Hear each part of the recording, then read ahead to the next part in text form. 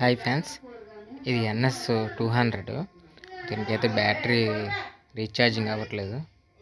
దీనికైతే చెక్ చేసాం. తర్వాత మ్యాగ్నెట్ ఓపెన్ చేసాం.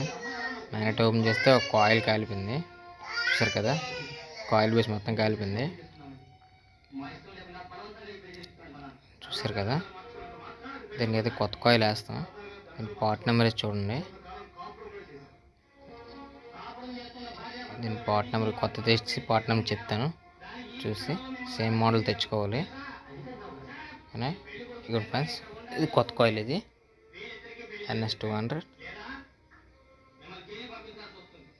చూసారు కదా, ఎంఆర్పి అయితే 1613 రూపాయలు దగ్గర ఉంది ఎంఆర్పి. కొత్త కాయిల్ ఫిట్ చేస్తాం. ఇప్పుడైతే ఛార్జింగ్ వోల్టేజ్ చూద్దాం ఎంత వస్తుందో. వోల్టేజ్ చూసారు కదా, 14.14, 14.30 ఇలా రావాలి. వస్తే కండిషన్లో అంటే ఓకేనా ఫ్రెండ్స్.